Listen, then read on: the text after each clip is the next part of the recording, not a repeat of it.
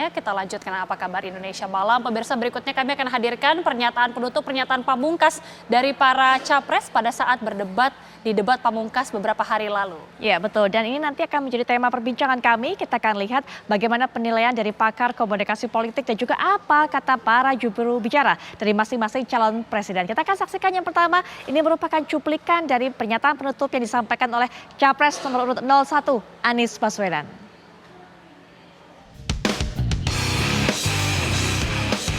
Wakanda nomor, Indonesia forever. Tidak dengan permainan kata-kata retorika, mari kita konsisten. Saudara sebangsa yang saya cintai, selama 1 tahun lebih kami berkeliling Indonesia, berjumpa dengan jutaan rakyat. Mereka datang bukan mengharap bayaran, mereka datang membawa harapan.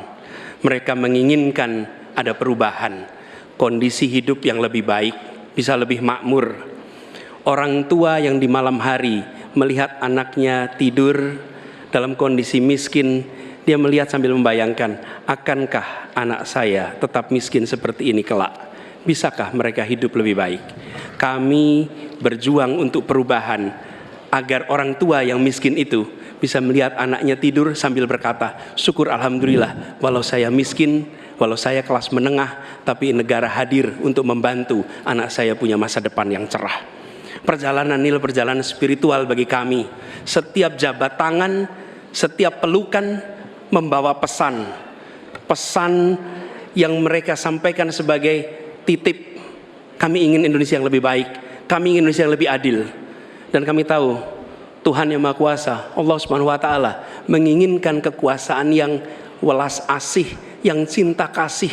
Karena itu kami yakin bahwa Tuhan yang Maha Kuasa, Allah Subhanahu wa taala, akan memberikan kekuasaan pada yang dikehendaki. Qul illahumma malikal mulki tu'ti mulka man tasya wa tanziul mulka mimman tasya. Bahwa Tuhan akan memberikan dan mencabut dari yang dikehendaki. Karena itu kami dalam berjuang menyadari betul cinta kasih, welas asih, ketulusan, keteguhan menjadi bagian dari perjuangan ini. Kami menemukan orang-orang yang bertugas di lapangan bersama kami, TNI, polisi, ASN, kepada mereka kami sampaikan rasa terima kasih yang luar biasa. Dan kami akan perhatikan mereka untuk bisa hidup lebih baik setiap tahunnya nanti. Kita juga menyaksikan ada yang menolak ini, yang hidup dari ketimpangan ini, yang justru merasakan kekuasaan dari ketimpangan ini. Itu yang akan kami lawan. Tapi kami tidak melawan dengan kebencian, kami tidak melawan dengan rasa ketidaksukaan. Kami akan membawa ini dengan spirit Surodiro Joyo Diningrat, lebur dining pangastuti, bahwa segala angkara murka akan kalah oleh kebaikan. Merah putih di atas semuanya. Penghormatan kepada kebinekaan, penghormatan kepada persatuan akan mengantarkan kita, yang kita ikhtiarkan bersama-sama, menjadi Indonesia yang cerdas, sejahtera, sehat. Kesetaraan kesempatan bagi semua, itulah yang kami akan bawa. Setara bagi siapa? Laki perempuan, kaya miskin, kota desa, mereka yang berpendidikan umum, madrasah, pesantren, agama apapun, suku apapun. Dan kami akan tegaskan, negara tidak berdagang dengan rakyat, negara tidak pelit dengan rakyat, negara tidak berpaling dari yang papa, negara yang penuh cinta kasih kepada semuanya, negara yang hadir dengan perasaan yang halus, yang rahman, yang rohim kepada semua, yang merangkul dengan perasaan cinta. Sebagai orang tua bagi anak-anaknya, sebagai abah bagi anak-anaknya semua, yang mencintai semua dengan sepenuh hati, memperhatikan yang paling bawah untuk meningkat kesejahteraannya. Agar apa? Yang di tengah terangkat. Bila yang di bawah terlupakan, yang di tengah pun akan terlupakan, terhimpit.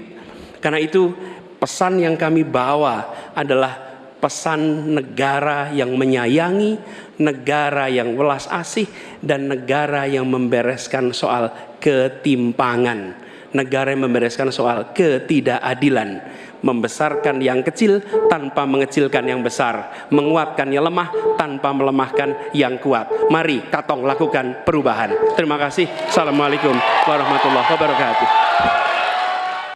Perbincangan di Apa Kabar Indonesia Malam pada kali ini memang fokus untuk bisa membahas pernyataan penutup yang disampaikan oleh masing-masing calon presiden.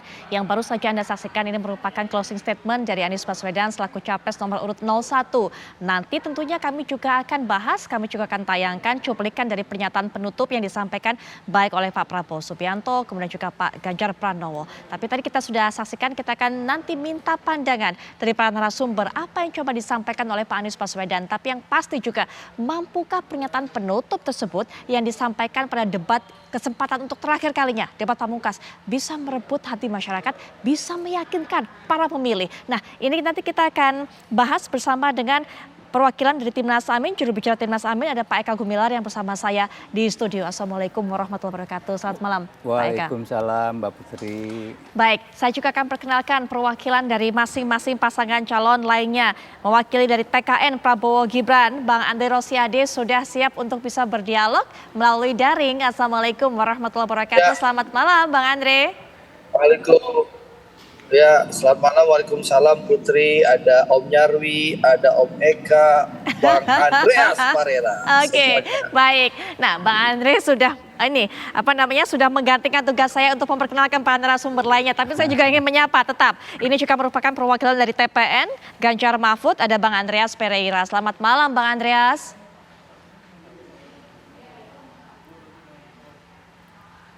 Bang Andreas sepertinya masih di mute. Kami masih belum bisa mendengar suara Bang Andreas. Bang Andreas? Oh, sorry. Oke. Baik. Selamat malam Sudah. Putri, selamat Selamat malam. malam Mas Nyarwi, Ya, Bung Andre Rosiade. baik. Nah, Salam sehat. Baik, berikutnya juga kita akan mendengarkan nanti bagaimana pandangan dari pakar komunikasi politik ada Mas Nyarwi Ahmad. Assalamualaikum warahmatullahi wabarakatuh. Selamat malam Mas Nyarwi.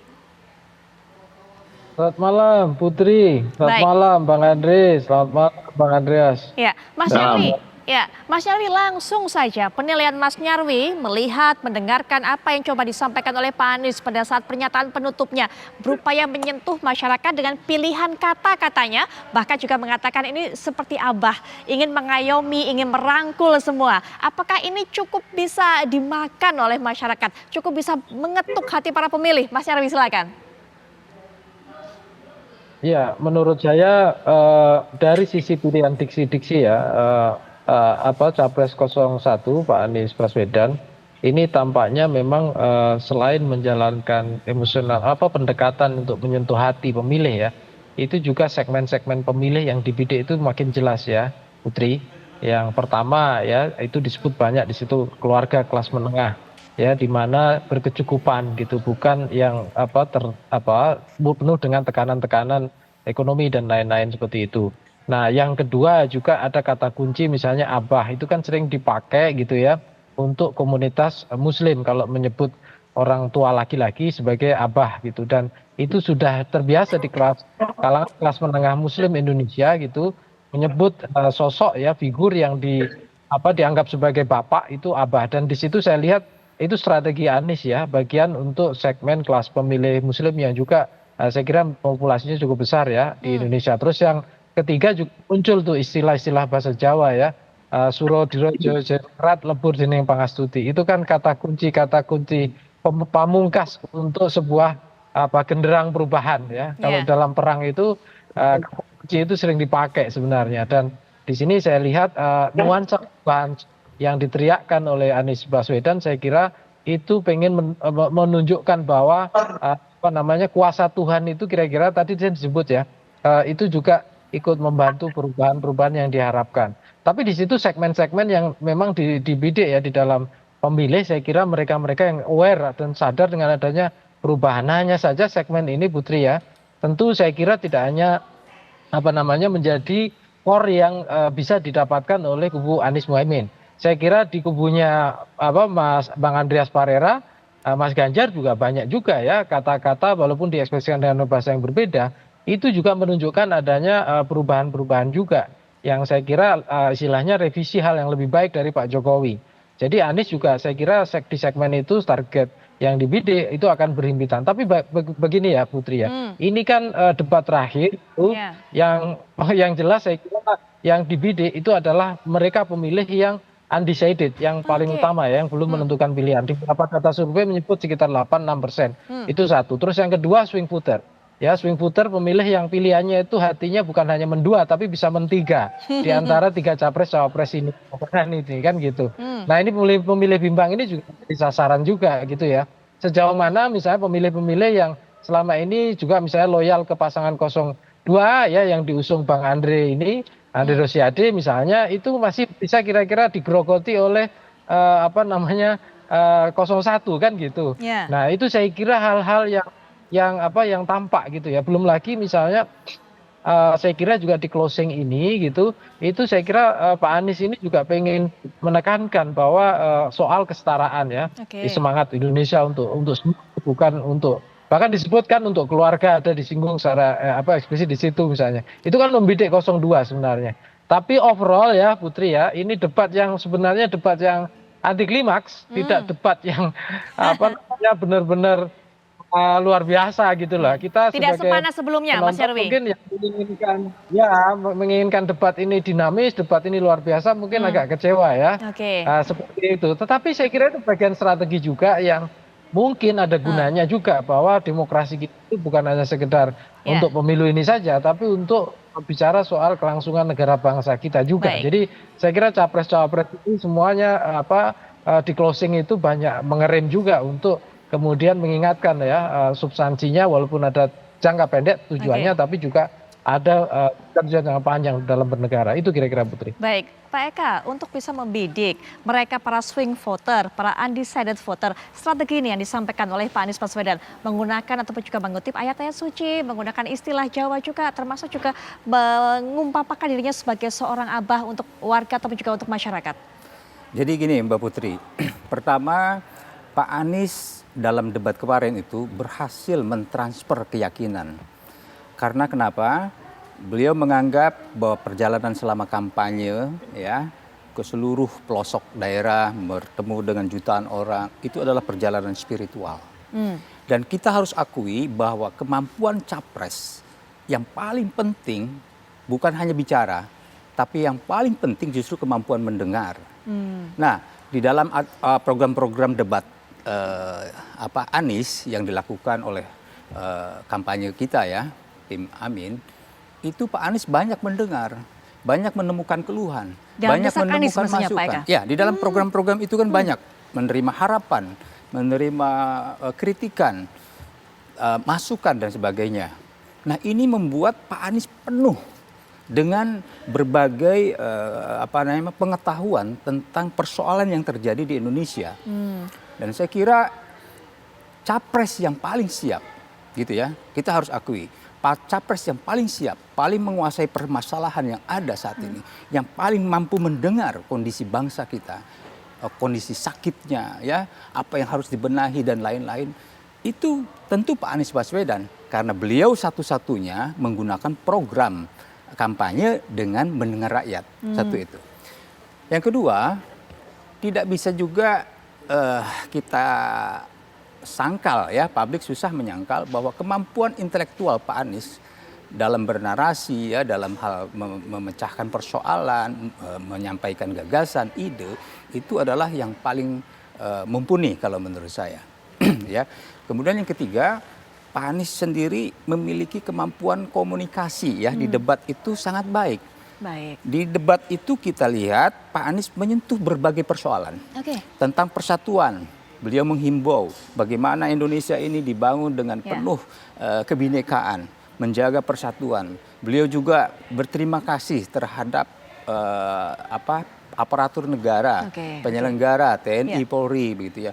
Beliau juga di situ mengingatkan kepemimpinan yang welas asih. Nah, ini yang paling hebat Mbak Putri.